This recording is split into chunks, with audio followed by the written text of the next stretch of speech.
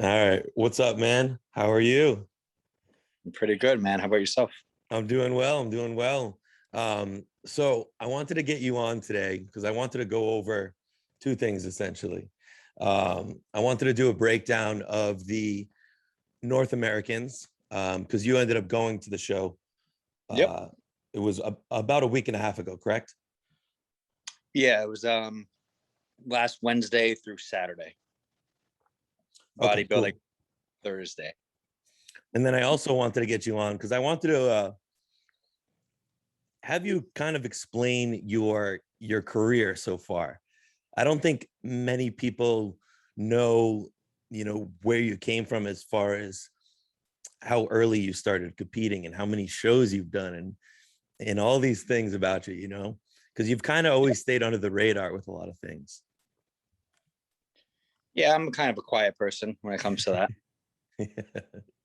So I don't know, man. Where do we start? I went to Bridgewater State University. Okay, that's when I got my exercise physiology degree. But I started competing my sophomore year when I was there in natural bodybuilding.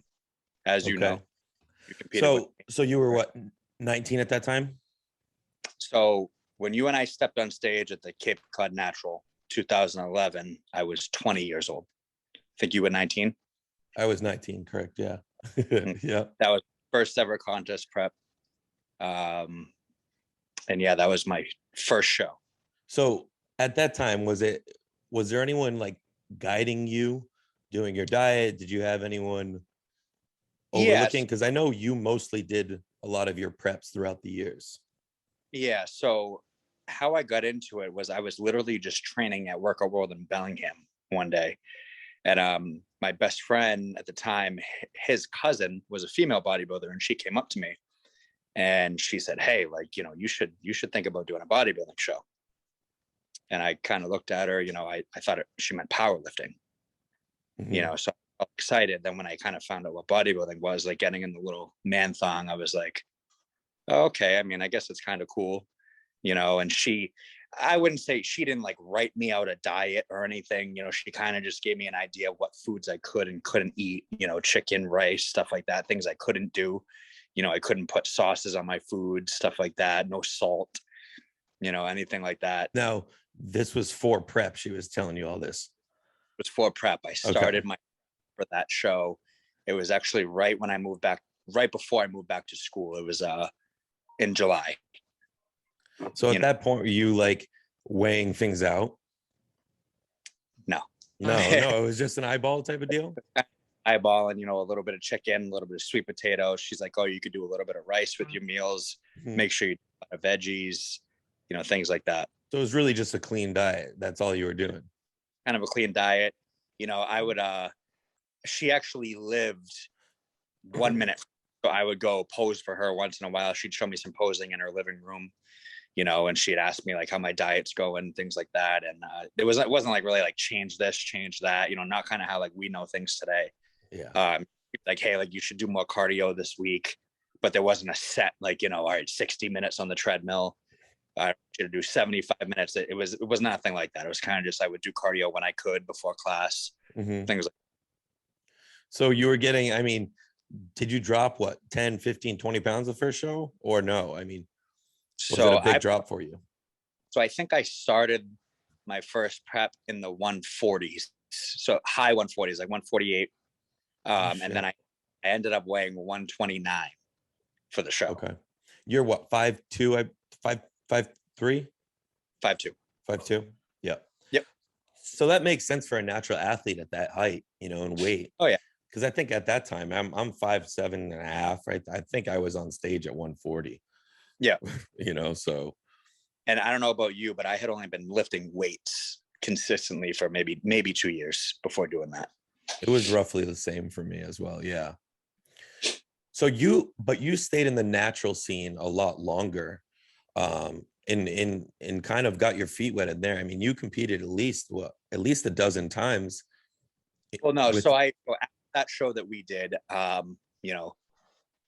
remember I texting her, actually, my trainer, a week out of the Cape show, saying, "Hey, like, I was like falling down going to class, and I texted her. I said, "Hey, this really isn't for me. I'm like, I'll do this one this weekend. I'm like, but I'll probably move on after that.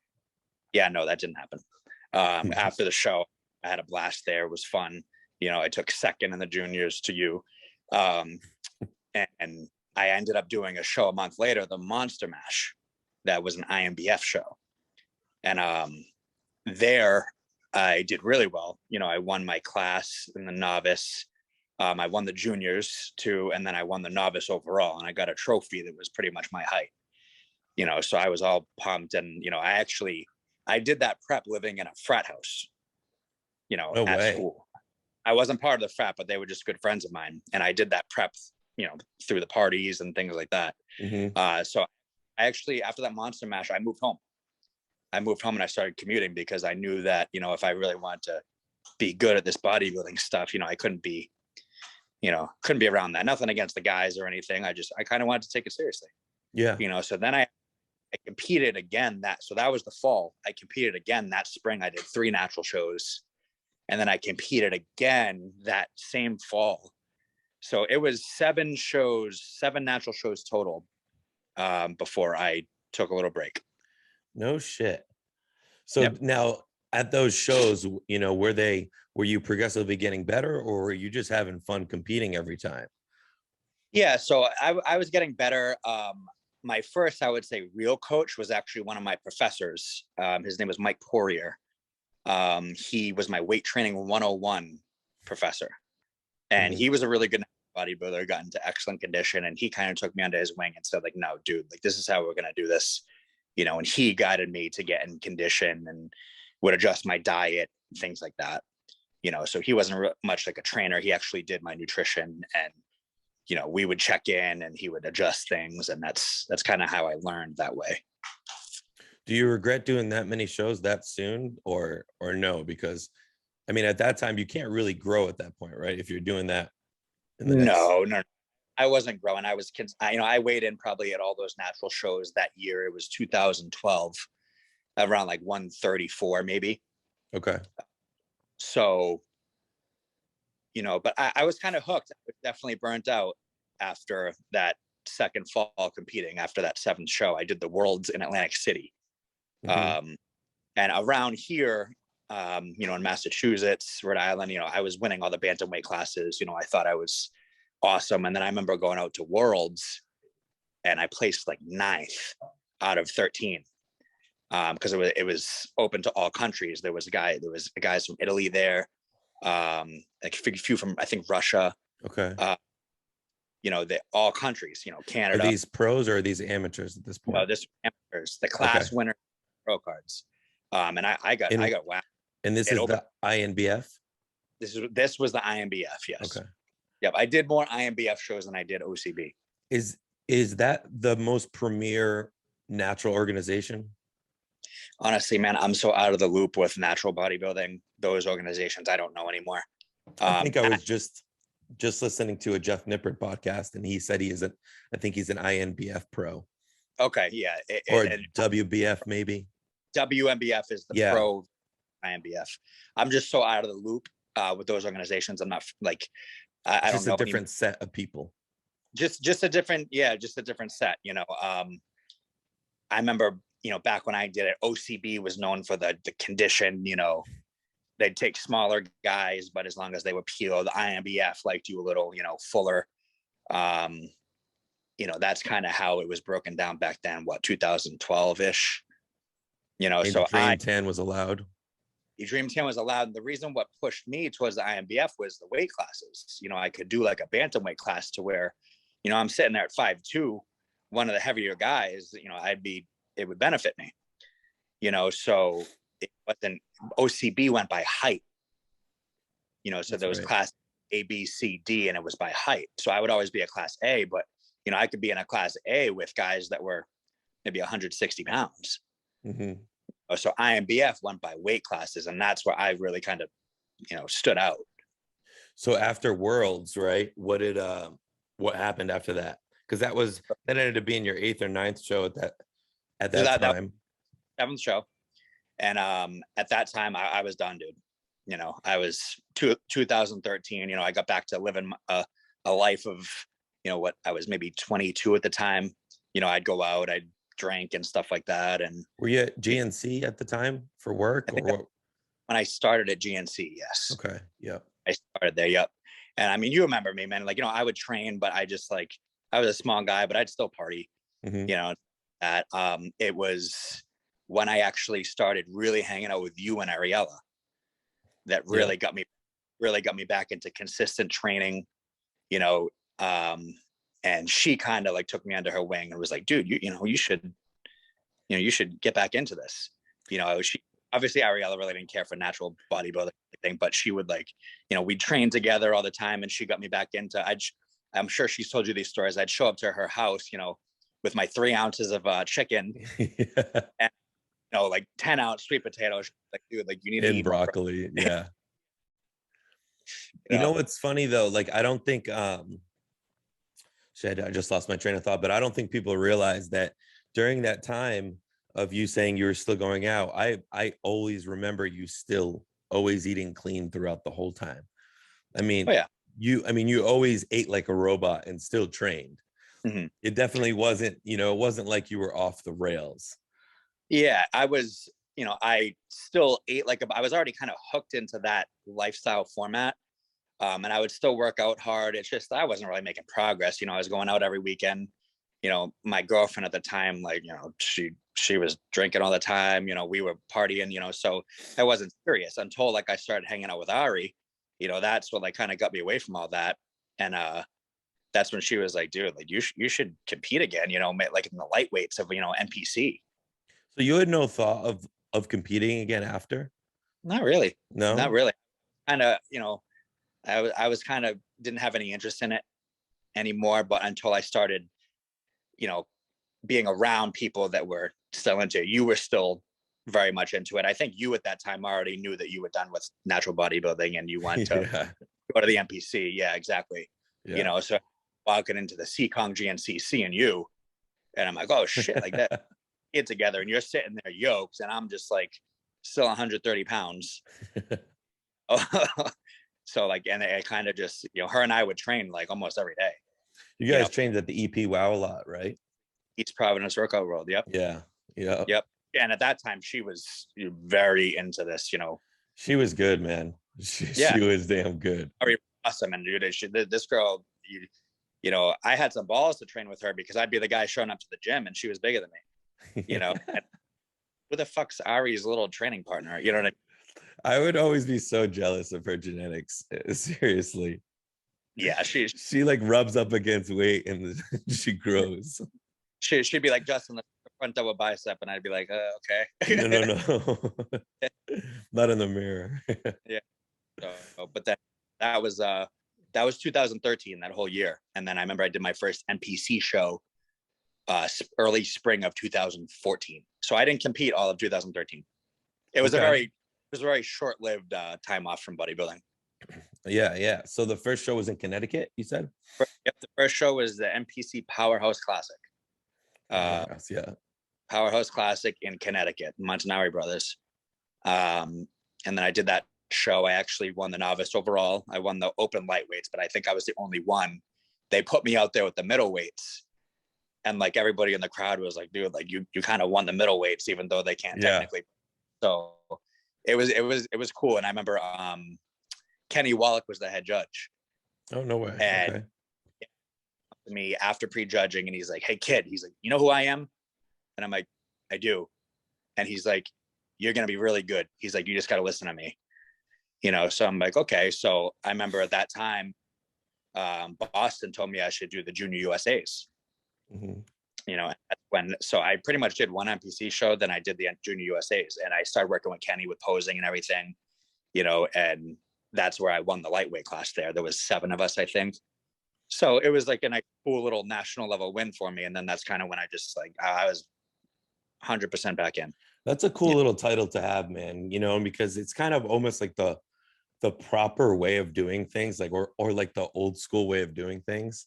Yeah. I don't know, it kind of pays homage, I feel like, where you win an overall and then you go to the juniors, you win your class.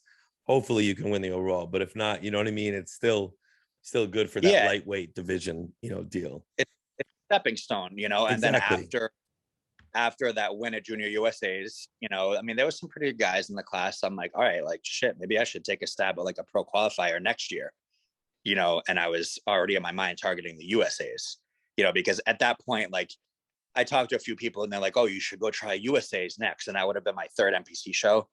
But there was 7 weeks in between that, the Junior USA's and that Connecticut show. So I was pretty toasted. Yeah. You know, I kind of wanted to grow and, you know, it was a long prep. So how long did you take off until you competed again? So then I went back and I did the Connecticut Grand Prix the next year as a middleweight, actually, 2015. Now, was that just to compete? Because you were technically, you would have been qualified, right? I was definitely qualified, but I also wanted to see where I stacked up against the middleweights, being like just over the lightweight class, you know. So I did the middleweights at the Connecticut Grand Prix. I won that and then went to USA's in 2015, where I placed third in the lightweights. I dropped back down to lightweights for that, obviously. And you placed third at the USA's.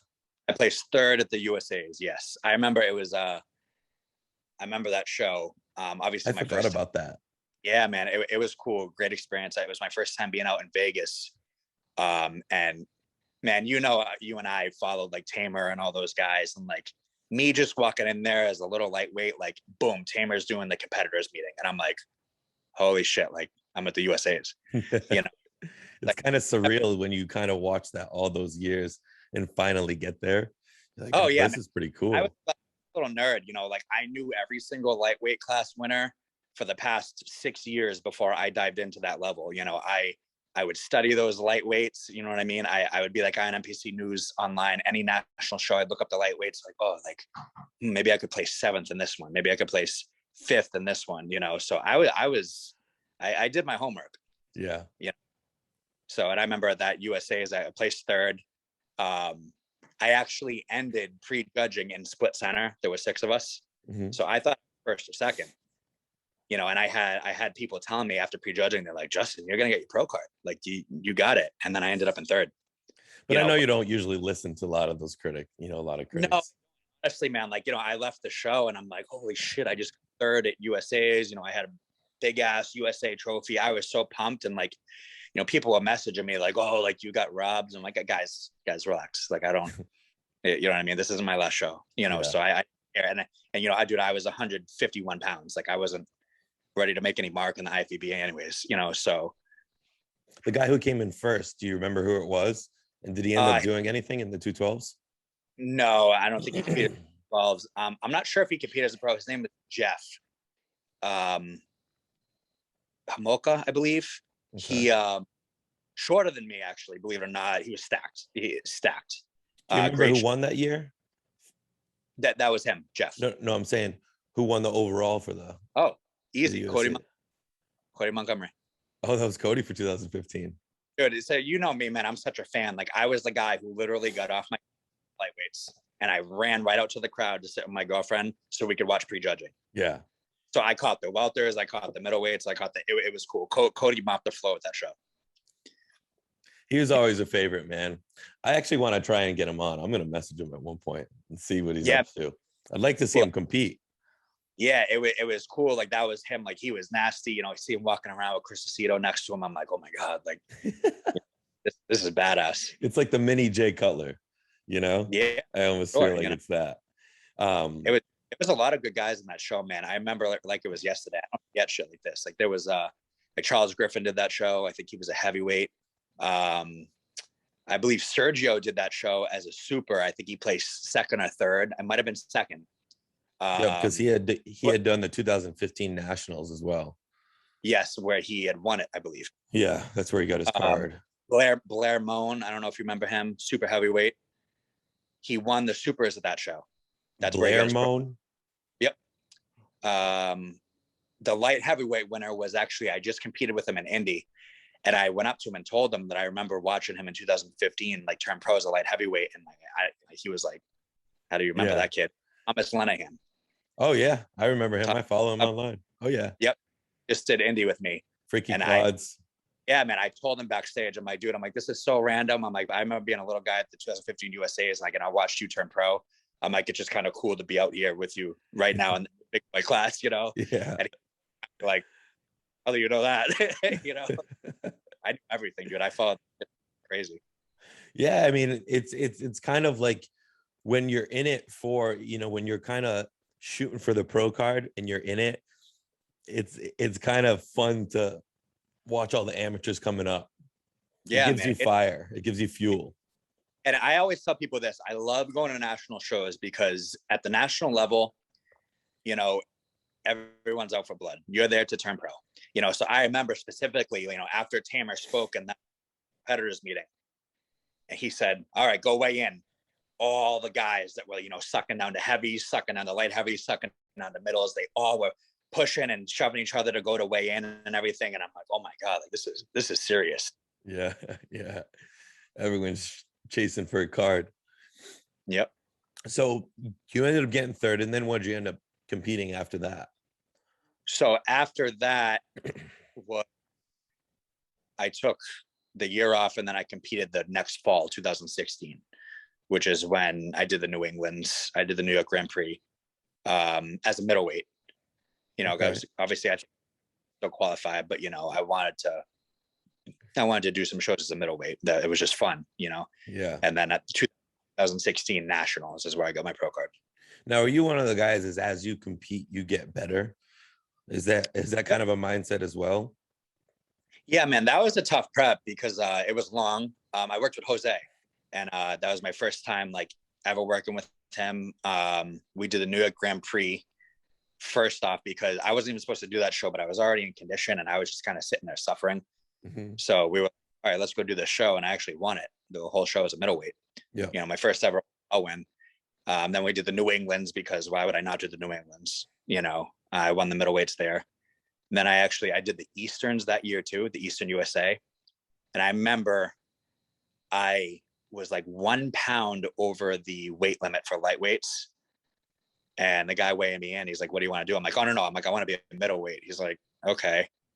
So he threw me out there in the middleweights and I placed third. Two big boys took me out, rightfully Yeah. so. But it was a good Brent. I think Brent Schaubs was in that class. You know, Brent. Yeah, of course. Kevin Favreros was in that class. Who was that? It was Kevin Favreros. Oh, you competed with Kevin in that class too?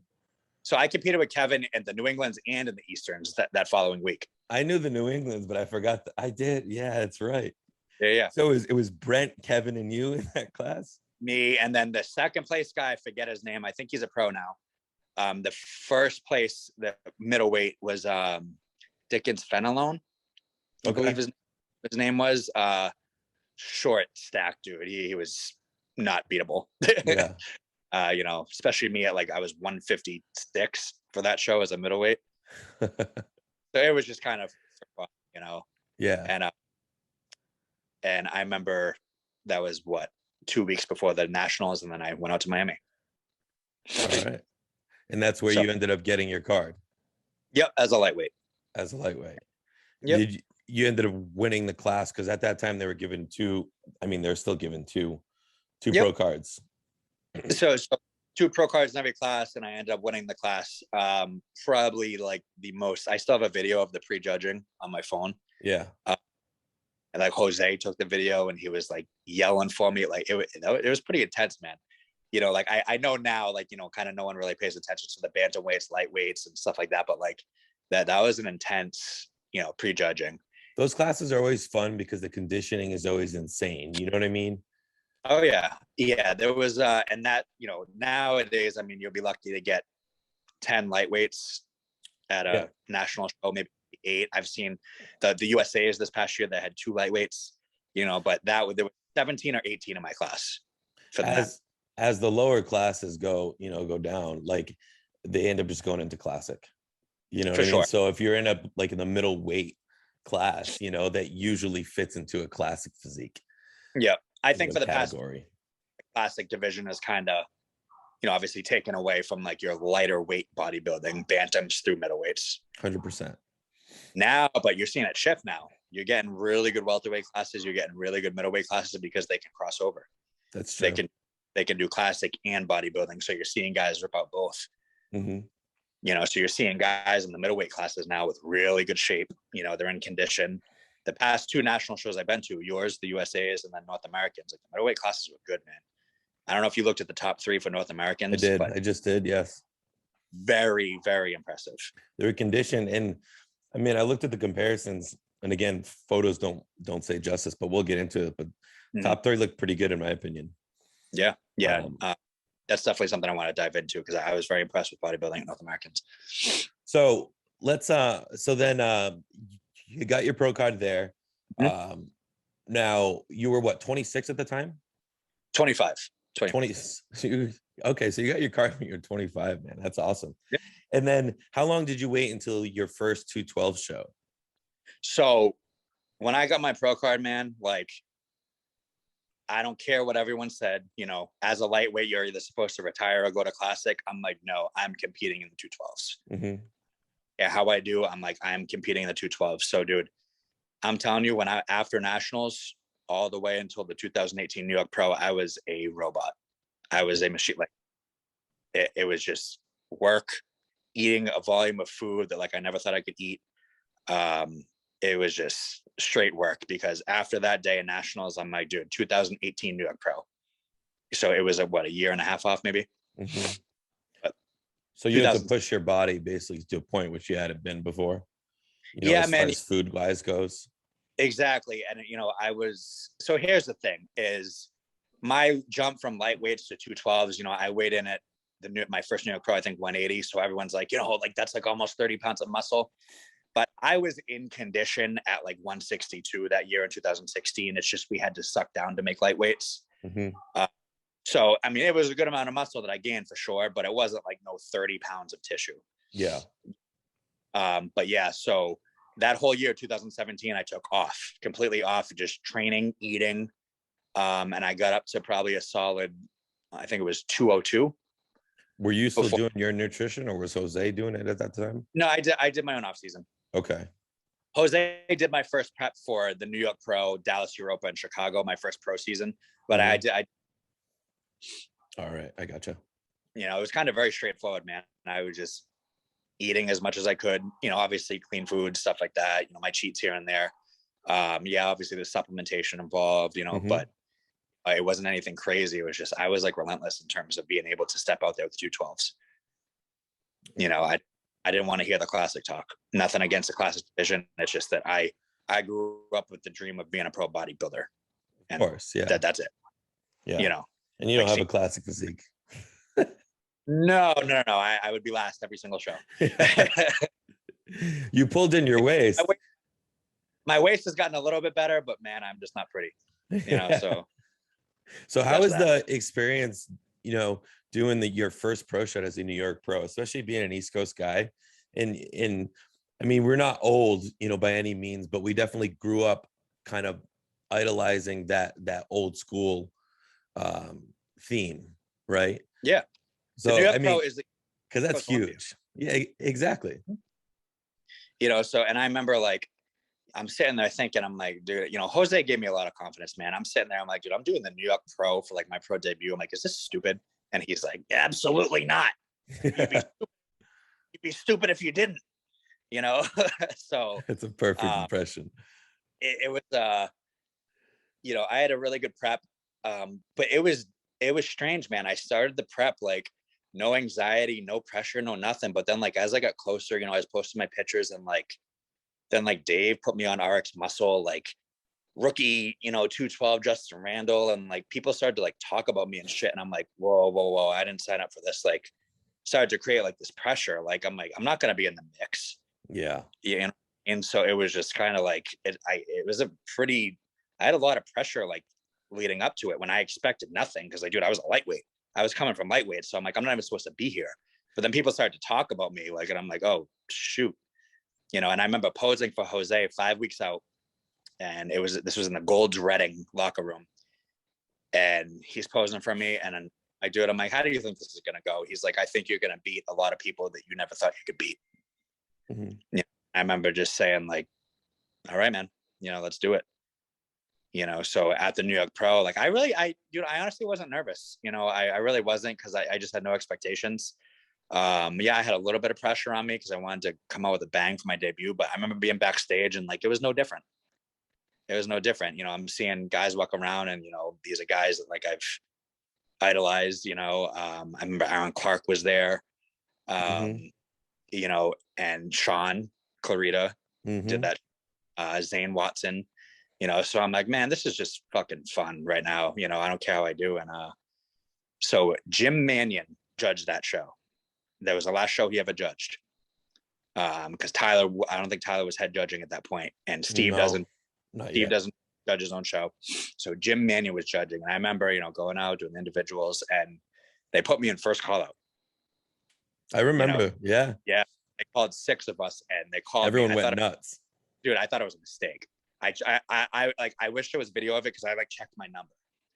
So I'm like, oh my god. So I stepped out there, and here's what happened: is I think at that point by myself in that 45-second individual, I was one of the hardest guys. Oh yeah. You know, I was one of the most conditioned guys. So I think Mannion was like, you know, like let's give this little guy a shot in this first call out. You know, so after the first call out went, they kept calling us back. And like I dropped down to second call out, and I ended up in 11th out of 27. So, you know, it was obviously a different, like people were all confused because like, how are you in the first call out? And then like, because here's exactly what happened is they gave me a shot because of my condition. But then, dude, once you put me next to guys like, you know, I think I was next to Ahmad in the first call out. I stood next to Sean at one point. Like they were probably just like, all right, like he's in shape, but like he's not there yet. Mm-hmm. They dropped me down to 11th, and I remember Silvio Samuel placed like one spot ahead of me. So, dude, I was pumped. I'm like, dude, I didn't even expect to get looked at. So I beat like more than half the lineup, and like everybody was like, oh, like, how do you feel placed in 11th? I'm like, I feel friggin' great. Yeah. You know, I'm like, Jim Mannion gave me a shot out there in the first call out. Like, I don't care. Like, Well, you've never been like unrealistic with what you're capable of in the sport, you know. You've always no, understood, you know, your peak potential essentially. yeah, you know, and I'm very realistic with it. And it was to the point where like, you know, Frank he's like, dude, you're almost a little like unrealistic with yourself. You don't give yourself enough like credit, you know, and like, that's kind of just how I always am. You know, I have a Yeah. little more nowadays now that I've competed at pro shows several times. And it's like, but dude, back then, I mean, like, yo, where we come from, lightweights don't do this, you know. Before me, it was like Sean, it was Dwayne. But there's not a lot of lightweights that were taking a stab at that stuff. Everyone's going to classic, you know. Didn't King Q, right? Is that his Dwayne, name? Dwayne, yeah. He competed that show as well, not right? I was the next New York pro a year Okay, that later. was the next round. I gotcha.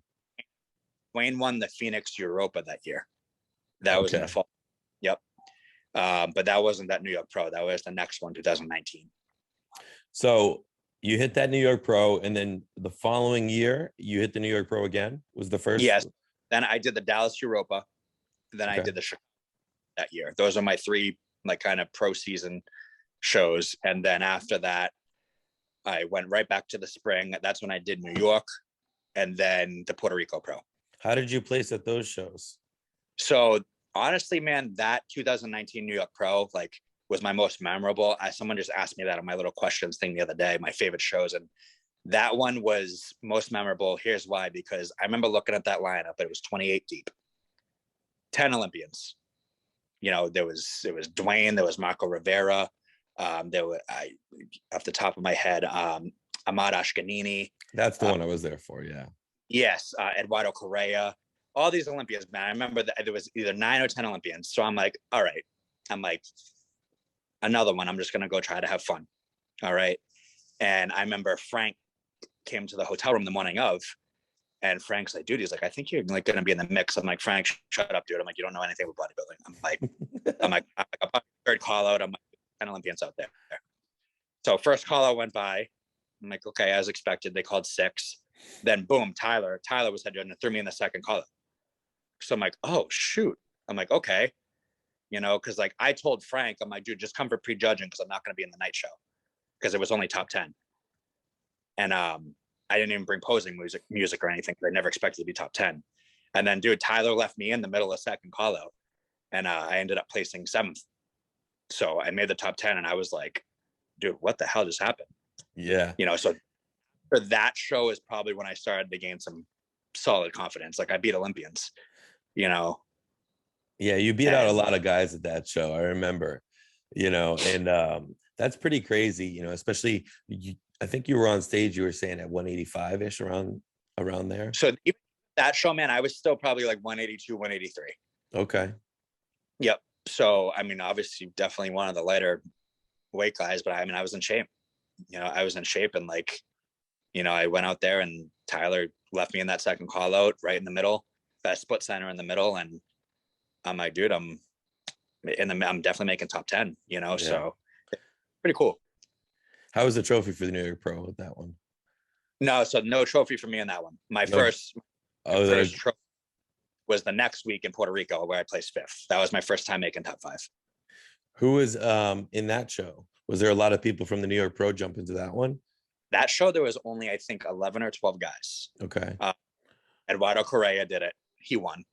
It was nasty peeled. I remember Dude, that was his qualifying.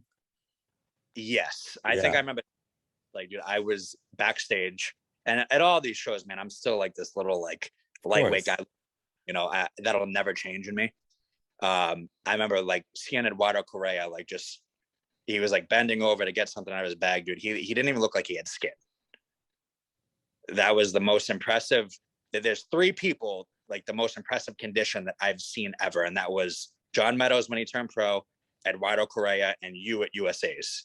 But I'm not sure, but I remember seeing Eduardo Correa that day, and I was like, oh my god, like this guy didn't even look like he had skin, and it was just so cool to like be next to him, And I mean, even actually, in photos, he looks insane. I would just love to see it in person, dude, and that was still towards the end. I mean, that's towards the tail end of his career, essentially. Yes, I think that was his last pro season, dude. Yeah. Okay. Yeah, I think that was the last pro season because he did the Olympia that year. I don't know if he did. I don't think he did so hot. I think it might have been 7th or 8th for not so hot for him. And I think that was it.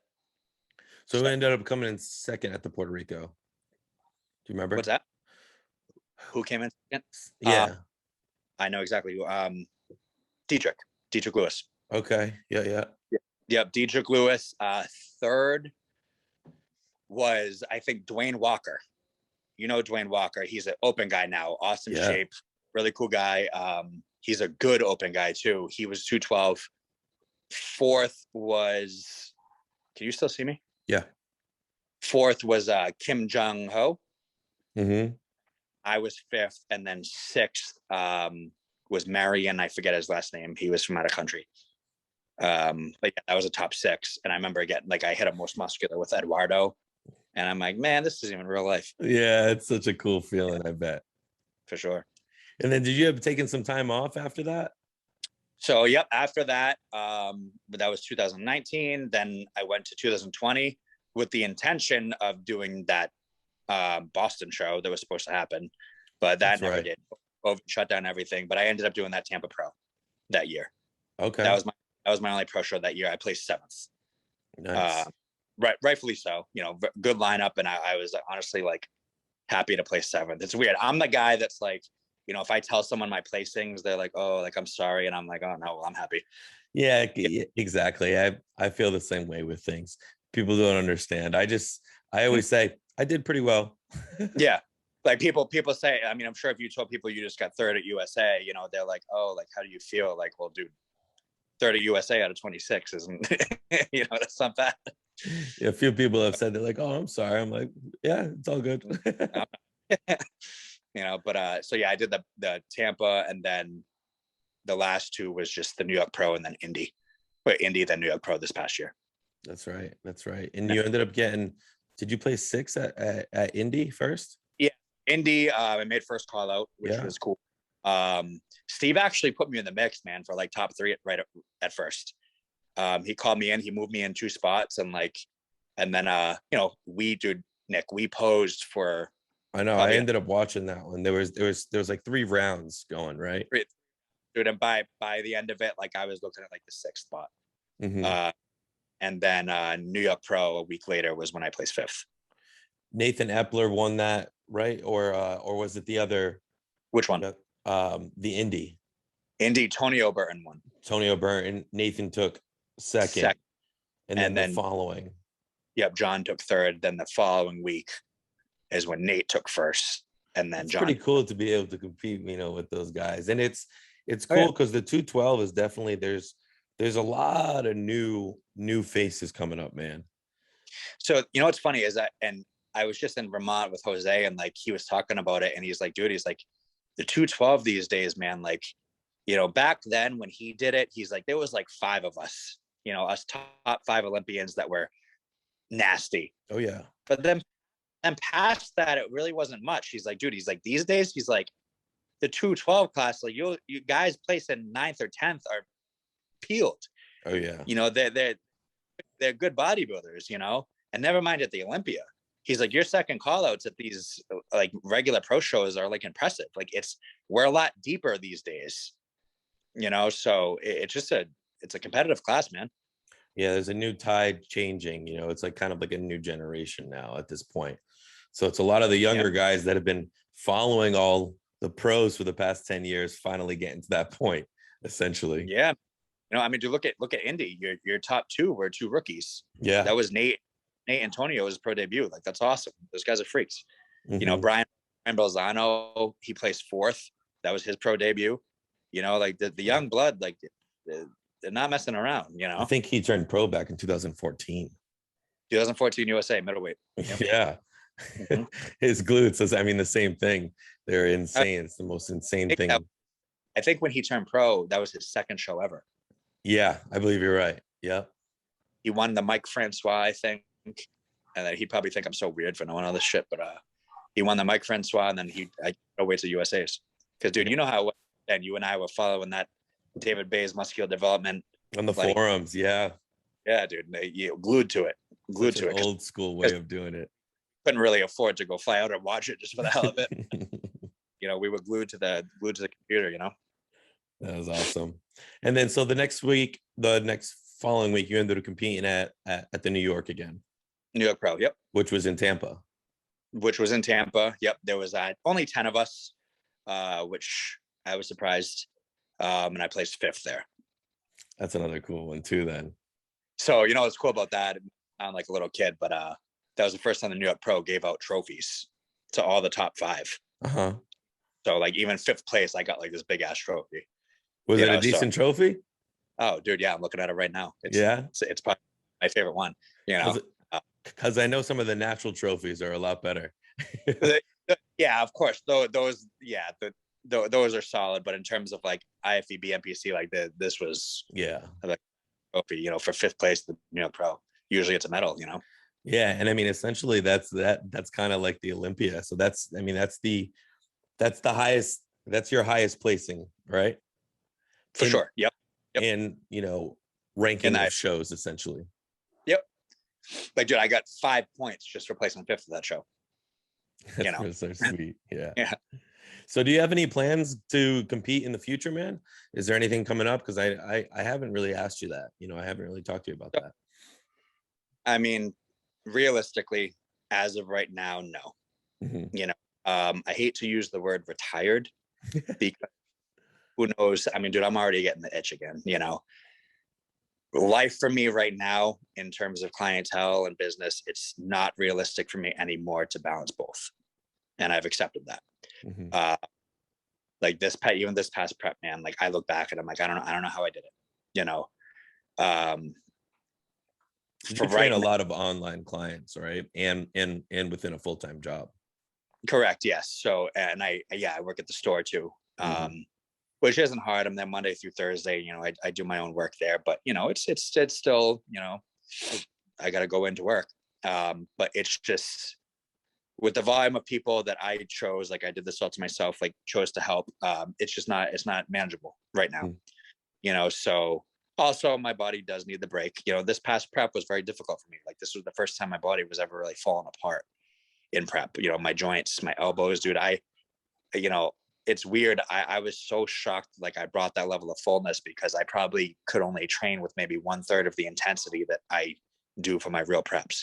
So I'm telling Sarah the whole time, I'm like, oh man, I'm like, I'm going to be in shape. I'll be peeled, but like, I just don't know if I'm going to look full or not. And, it's funny. Like I looked at my pictures from Indy and that was my best yet, so I remember talking to Dave Kalick, great guy. And I talk to him a lot when I go to these shows, and he's like, dude, he's like, maybe that's what you needed. He's like, you've been training. He's like, you've been training like an East Coast asshole your whole life. You know what I mean? Maybe you needed some fucking pin loaded machines this prep, you know, so it's just, my body has never been so off in a prep before, other than these past two shows. So, you know, that's kind of what decided for me to shut it down for a while. And then health comes into play too, because you're what, 31? No, I turned 30 in 2 weeks. 30 in 2 weeks. Yeah. So, I mean, at that point, right, like you either decide to like push it for the next 5 or 6 years. And, you know, at that point, it's like, what's the goal, right? Is the goal Olympia? So that's usually always the goal for, you know, when you get your card. Yeah. And I'm realistic, man. You know, like a guy like me, to make it to the Olympia, I got to bang out shows and rack up points, you know, and like with my work, it's not realistic for me. And who knows, man, you've still got like 6 years on the clock and you're around it so much where, you know, the bug is always with you. Yeah, dude. And it's like, you know, that's why there was no retirement post or anything like, no, you know, I told a few people that I was probably done, you know, but like, dude, I don't know how I'm going to feel next year this time. Like, I might be like, all right, it's time to go again, you know? Yeah. So I get all the time, these guys, they make their retirement post and then they're prepping 12 months later for their comeback. It's like, all right, guys, relax. You know? So I'm leaving that door open, you know, if it ever turns out to where I can balance both, you know, then, you know, of course I'm going to want to get back out there, man. I love this shit. I live for it, you know? Yeah. You definitely, I've always admired how much you live this, you know, shit, man. You've always been like so much like a robot when it comes to training, eating, and competing. It's really been your life's work, essentially. Yeah. So I mean, you know, it's what I do. Yeah. You know, it's the only thing that, I mean, interests you. Only thing, but it's me. It's why I wake up every day, man. It gives me purpose, you know? Absolutely. So, you know, whether I feel the same way. If you don't have some, you know, if I didn't have this or anything, I'd be like, I got to figure something else out now. Yeah. You know, it's, you know, people can knock bodybuilding, you know, because there's a lot of guys out there that are losers, you know what I mean? That just don't know how to manage this stuff. They either get into this for the wrong reasons, or they shove aside every aspect of their life for this, and then they're broke when they're done, you know? But like, you know, bodybuilding has given me everything I've had, every penny I have, you know, so that's just I mean, you learn a lot from bodybuilding just in being disciplined in general throughout the years. For sure. So, well, man, let's dive into some of the North Americans over here. I've got let me pull up the list right here. All right, here we go. I'm on the NPC News page, so I got the accurate placings and stuff like that. So let me see. Yep. All right, here we go. I got them all right here. So you were there like front row type of deal with Andrew Barry the whole weekend? I stayed with Andrew Wednesday to Sunday. It was like a friggin' him and I, we're just working, and it was like a giant sleepover with one of your best buds, you know. We had a lot of fun, man. So, you know, I had 6 people competing. I think he had either 5 or 6. He had guys going Wednesday. I only had people Thursday, Friday, and Saturday. Now, were you there all 4 days? No, I came in Wednesday at noon, so I missed like men's physique, and I missed classic. Oh, okay. Yep. So, but bodybuilding was Thursday. I was thinking of getting Andrew on too, to get his advice, to get his insight. I should have asked him. Yeah. So I'm gonna pull these up. I'm gonna share my screen over here. Give me a sec.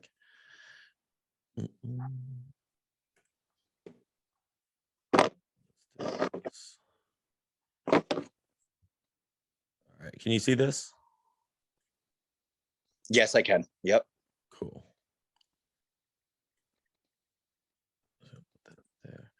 All right, so I'm going to start with the middleweights over here with the winner of the middleweights. Okay. So we have Alex Mitch, right? Do you remember this whole class pretty well? Yep.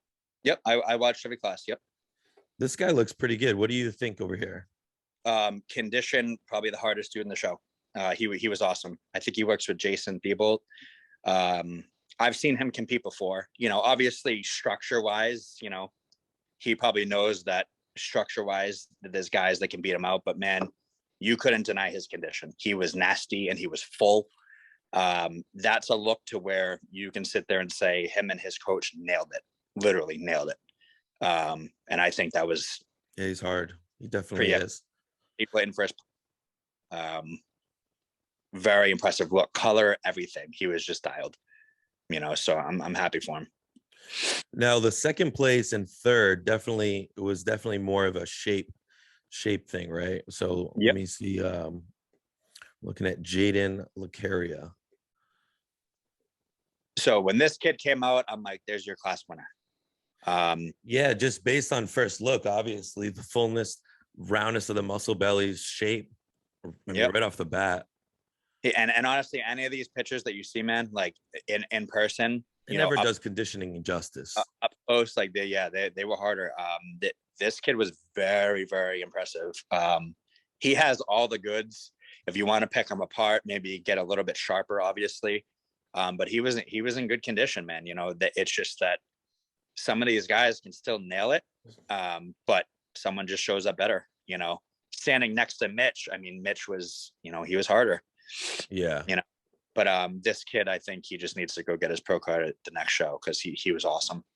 Yeah, he's right there, man. I mean, there's not really much he needs to improve on besides he needs to get tighter. Yeah. But from these photos, again, that's in context with that. Mm-hmm. So, and then we got third. I'm going to grab the top three. Tan Gwyn. So this kid, I know exactly who he is. I follow him. Wow, huh? He's from Canada. Look at those quads. So I think just based on me following him, I think the first intentions was to be a light heavyweight. Because I remember he posted pictures, I think like 3 weeks out, and I believe he was like still like in the 190s, like in good condition. You could tell he had a little bit left to go, like in his glutes and hams and stuff. And then I saw him walk out there with middleweights. I'm like, oh, okay. I was not expecting him to be middleweight. I thought he was going to be like a front runner for the light heavyweight class, honestly. Yeah. And honestly, so this kid is very impressive. He was in great condition. The only thing is you could, if you want to be nitpicky here, you can tell that he sucks down. If you've followed him, like this kid's full blown. You know, he's very round, but he was definitely a little flat out there for him, you know, especially coming from someone who's been following him. Obviously, yeah, you know, when you're going to make that suck down to a class below, I have a feeling he probably had to cut a good amount of weight. You know, it's, even though he probably weighed into, maybe he has like an inch or two on me, if I had to guess. Okay. So here's a short. He probably, you know, here's the thing is like, it's tough for me to say because I don't see his pictures every single week, but probably would have brought a better look as a light heavyweight, a fuller look, but he was peeled, you know, so. Can you see this back shot? No. Oh, you can't? Wait, I can see that you're on the NPC News page. Oh, so it's not pulling up. I see. Hold on. Give me a sec. That sucks. I was clicking on all the photos. I thought you could see them. So yeah, I was pulling these up. Yeah. Okay. So now I can see it. Now you can see it. Shit. No one could see all the other ones I pulled up. Yep. It's just fun to go by. So, you know, so this kid's structure is insane. Like this kid's an Ifbb pro. It's just like, it's good. He needs to wait for his time. But that top three, man, was awesome. Like a kid like this sitting in third place, you know, like that's pretty crazy. How much did they work, these guys, as far as second place and third place goes? I think Tyler put him. No, I'm sorry. Steve was head judging. I think he put him through 2 rounds and then done. It was like, I think it was like pretty clear, like 1, 2, 3. You know, you could see why the kid in second place. Yeah, I can see. You could see why. Side. Yeah, you could see why Mitch beat both of them. But like I said, I think this guy's look probably would have been a tad better as a light heavyweight, but it's not like he completely destroyed his physique dropping down the middles, so I mean, any other middleweight class, man, this kid's walking through it. Absolutely. Absolutely. I mean, that's a pretty good top three right there. Definitely a good top three for middles. Yep. All right, let's move on to a light heavyweight. Holy crap, there is a lot. How many guys in a light heavyweight class? I think there was 38, maybe. Damn. Yep. So we got Ali Balishi. Yep. Baligi. So wow, this guy looks pretty good. All right, so this guy right here, he's an older guy. Looks like an older guy. I wouldn't say he's your hardest guy. Like if you pull up some of his back shots. Now, obviously, like I said, I think he's a little tighter in person than what his shots show here. You had to preface that. Yeah, but that was an interesting one. Here's the thing, man. From judging shows myself, it is really tough to make judgment based off pictures and sitting off in the crowd because things are different right up front. They really, yeah, they really are. So I mean, this guy's shape is great. He's full blown, really good muscle. Obviously, yeah. If we're looking at his pictures, he's got to be sharper. Side. He's got to be sharper for that 212 stage, like a lot sharper. Mm-hmm. Or else he won't get looked at, but good bodybuilder, man. It was between one and two. I remember him, and I think the next guy was Kareem. Kareem Mobley. Yeah, Kareem won the Masters 35 overall, or I think it was the 40 plus overall. Super impressive. I've seen this guy compete for a while. Like I remember seeing him compete like the Atlantic States a few years ago. He's been in the game for a while. So I was happy to see him. He got his Masters overall win, and he could have arguably won this class, man. I actually, from where I was sitting, it looked like they were going to go with him for one. That back looks like Dexter Jackson's back. Yeah, doesn't it? I'm gonna sit back a little bit here so I can plug my phone in. Yeah. But honestly, this guy was very, very, very impressive. Like I said, like he's in shape too. I mean, it looks like from the photos. I mean, he's got some lines in there. I have a shot actually of his frontmost muscular on my phone. His frontmost muscular was nasty. Let me see. Hands on hip. Oh yeah, front collapsed. Yeah. Huh? Yeah, like that. That's a good shot. That's 212 stuff. You know what I mean? Absolutely. But he ended up getting his card in the Masters, so that like I was happy for him. And like I said, I've been seeing him compete for a while. Light heavyweight class after light heavyweight class. So I was happy to see this guy, graduate. See, his abs look good right there. Yeah, he needs to work. That's why. And some of these shots, like it's really tough to judge. Yeah, because at least I mean, it looks like they caught him. They caught him with his abdominal wall, not really his front double didn't look like that in person. He looked a lot better. Okay. Yeah, they'll catch you in the worst spots sometimes. Yep. But I mean, from a photographer standpoint, like they got to do this fast, man. They got to clip everything, So Anthony Derrera. Is this third? Yeah, this is third place. This I think was another Masters, guys. I think he did the 35 plus 2. Yeah, this guy looks good. It's a good most muscular. Let me just confirm that. Over 35. I think he did light heavyweight. Yeah, so Anthony Derrera is his name? Yeah. Yeah, he won the Masters 35 light heavyweight class. Oh, I'm glad I didn't compete against this guy. He was nasty, man. He was in condition. He was full. Honestly, I think any one of those top 3 you could have interchanged. There was this guy. I remember him coming out in the 35s. He was very, very impressive. Let me see his back shots. Yeah, not bad. I want to see a back double. Come on, man. Give me a back double here. There we go. All right. So I'm taking third. Yep. And then, all right, let's move on to, let me see. Let's move on to the heavies. The class of the day. Yes, the class of the day, right? So Eric Wood, we have Jonathan Duncan and Dominic Chervline. No, Yep. it says Jonathan Duncan, huh? Oh, okay, that Yep. is Jonathan. Yep. All Mhm. right, so let's start with Eric Wood, man. So Eric Wood just competed at the USA's. Yep. He ended up taking, was it second? He took second to Jordan, and Jordan ended up winning the overall. Yeah, yep. Tough class, but so this class was tricky, being there. Eric looked awesome, He at looks better. prejudging. He looks way better in person.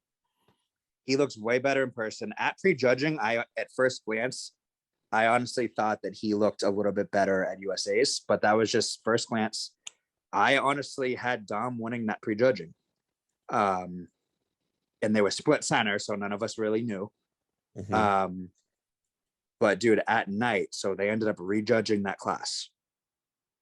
At night, Eric walked out, looked like he was 10 pounds heavier and 10 pounds tighter. Really? It was clear win for Eric at the night show. Where This it was guy, tricky was, go I'm ahead. sorry, what were you saying? No, go ahead. So this guy, Jonathan Duncan, came out at, in the comparisons at prejudging, and me and Andrew looked to the end right away and we're like, who the hell is that? This guy was in shape. He was Freaky crazy. muscle. Yeah, crazy full. Definitely needs to, a little Yeah. better with the posing. But he was full. And I had him locked in for third after prejudging because Dom and Eric both ended split center. But at the night show, when they rejudged, they only called back the top five. So Dom ended up getting third. But I could definitely understand why they went with Eric. Eric at the night show was the clear winner, in my opinion. Damn, look at this guy's back double, man. Huh? His lats, his insertions, huh? Insane. So the problem is everyone was really only looking at Dom and Eric. Especially at the night show. They're like, all right, who are they gonna go with, Dom or Eric? But this dude at the night show was nasty. So he just kind of no one was really looking at him, and then they called him for second. So, can you see this right now? Yeah. Yep. Dom's front double. Yeah. Squads, huh, man? Yeah. So I thought Dom was very impressive. I don't know if Dom really necessarily got too much better at the night show. He was probably about the same as prejudging. But I think that's what stamped it for Eric, man, is Eric literally looked 10 pounds bigger and 10 pounds tighter. It was just a great look. But dude, Dom, his time's coming. Like this kid is awesome. See, that can happen sometimes. Like if everyone's the same at prejudging, right? It's kind of like a toss-up. Yeah. And two guys don't improve and they stay exactly the same, and one guy improves 5%. That guy ends up usually placing higher just because he improved a little. Yeah. That definitely like edges people out sometimes. That can sway people's opinions, the judges' opinions. Yep. And that was the case with Eric, man. He was noticeably better. Like he walked out there looking like a true super heavyweight in the heavyweight class, at the night show. But yeah, Dom, I mean, between second and third, like, yeah, it was close. I mean, they ended up going with Duncan, but Dom's back double is like pro level. The kid's insane. Look at that back. A good shot. Yeah, that's a good shot. It's just a matter of time for him. He's a young guy, isn't he? Like 24. Yeah, he's young. He's definitely young. I've been following him for a few years now. Yeah, it's just a matter of time. Exactly. I mean, if he keeps on plugging away, it's just who ends up being there. Yep, exactly. But yeah, I didn't even know who that kid Jonathan Duncan was until the show. Did you? No, I mean that's what I'm saying. There's a ton of guys. I mean, this heavyweight class that I hadn't seen before. I had been following Tony Searle for a while, and I actually was following him online and was excited to see him. How did he look in person? So I think his last time out just kind of missed the mark. I mean, I don't think he looks terrible here. Definitely not full. His color wasn't working with him. He definitely looked a bit harder in his like Instagram pictures leading up to the show. I don't want to say he looked terrible. He just like wasn't someone that you picked out of the mix, you know. He's And been you know in the how game for a while. yeah, and you know how it is at the national level, man. You got to walk out there and they just got to know at Oh first yeah. call up. You know, when Steve is cutting you off in your individual, that's a good thing. That's when they know that you're in. They move on to the next. We actually, do you know this kid? You know Aaron Silva? I say kid. He's older than me. Dude, he trains a He trains general. at General. Yeah. Yep. Yeah. He's been competing for a while. I Yeah. remember seeing him in the gym, 10 years ago, essentially. Yep. That's funny. That's good for He him. did masters too, I believe. All right, let's move on to the supers, the last class over here too. So we'll start with Emmanuel Alvarez. And what'd you think of this kid, man? Huh? So this class, I wouldn't say was your strongest super class. When this kid came out, I think it was pretty damn clear. Big. Big boy. He had shape. He was in condition. It's one of Vu's guys, I think. Not much to say, man. He had the goods. He could pose. He's young too, I think, right? He looks pretty young. He looks like a bigger Santi. Shit. Yeah, but he was really good, man. Very impressive. Not a lot missing. He had great structure and he was in condition, and that even after like the individuals, I'm like, I don't think anyone's beating that guy, Yeah, look at the back shot. I mean, even the photos, he's not peeled, but again, that's the photos. So it's always tough. Yeah. Oh yeah, he was sharper in person, but I was impressed with him. All right. We got number 2, we got Jonathan Irizarry, who's been at it for a while. I remember he competed back in 2015 at Nationals with but he's been at it for years, right? Yeah, remember he was in that top 3 final call out in the super class. I think it was with Sergio, Eddie Bracamonte. Yeah, I do. Yep, Sergio won. I think Eddie took second and John took third. Jonathan could mop the floor with fucking everyone, man. It's just his back shot, his backside. He just needs to get peeled. Yeah, so honestly, with his pictures leading up to the show, like based on his pictures and on the stage, he looked 5 times better on stage than he did in the pictures, which is how it should be. Yeah. He looked like he dropped 15 pounds. He was awesome from the front, good from the side, but just, from the back, I'm sure he knows he needs to be sharper. I'm sure everyone's telling him that. But honestly, even from the back, man, it was a lot better than what his pictures leading up to it showed. So he dialed it in last minute, so you got to give him props. But like you said, this is a kid who he wins the class if he's peeled. This guy just needs to eat fucking tilapia and just like all day. That's it. Tilapia and some almonds and just. Yeah, man. Look at that frontmost muscular. Like that's nasty. The kid's crazy. Full blown, but I was impressed with how he came in compared to how it was looking like he was coming in, or should I say? He didn't turn around once, I don't think. Hold on. No, so me and Andrew know motherfucker can't get a back shot.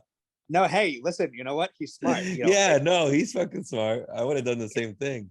Yeah, in his individual in prejudging, he didn't hit one back shot. So, hey, whatever, play your cards, right? No, exactly. I hope he comes in peeled, man, because I want to see this kid do well. I do too. He's a nice guy too, man. Yeah. I wish for the show, like he's a nice I watch dude. his YouTube stuff. Yep.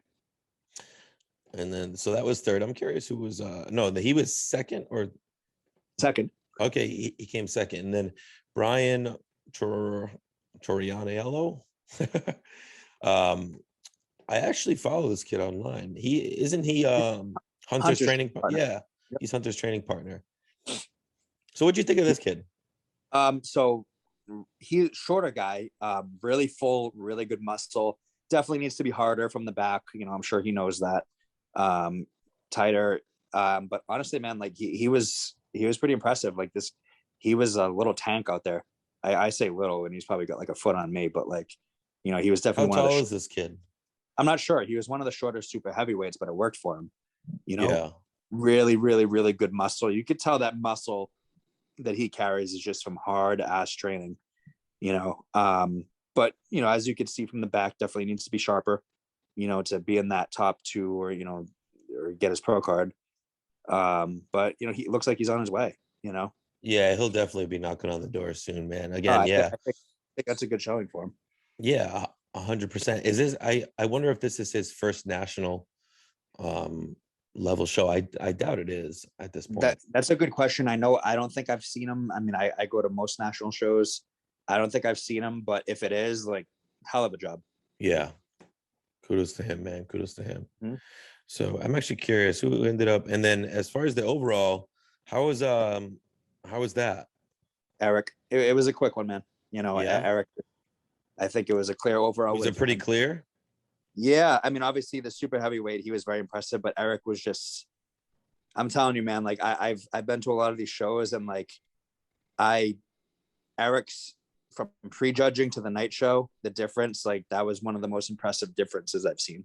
Really? So yes. that's what closed the door essentially then. Yep. I wish I could. I can't find the comparisons of that. But good for him, man. Congrats to Eric Wood for his USA win, man. That's a badass title to have, for sure. North American, you mean? North American, yeah. I'm still thinking of USA's from seeing him there too. So congrats to him, man. Hey, and I appreciate you coming on. Let me stop sharing real quick. I appreciate you coming on and telling everyone a little bit about yourself, dude, and in your career of competing, because I don't think anyone really knows you've competed that much, or how many pro shows and all those things. So I'm glad you were able to talk about it a little bit, and thanks for coming on and doing this little breakdown. I want to get Frank on next time too. Yeah, but he was a little busy tonight. Yeah, I just trained with him this morning. Actually, he said he had plans with his mom. So, but yeah, man, thank you for having me on. You know, this was a good time. You know, it's good to see you're doing this. It's pretty cool. You know, you're one of those guys that loves this stuff. So it's good when people actually open up their knowledge and get talking about it, you know. I wanted to start something, man, for a while, but you know, I kind of want to just give people a platform to kind of tell their story. And also I just love talking about it too. So it's my way of kind of keeping in touch with everyone and just learning more. So yep. All right, man. I appreciate it. Thanks for coming on, and I'll shoot you a text. All right, buddy. All right, man. Sounds good. I'll talk to you. All right, bye.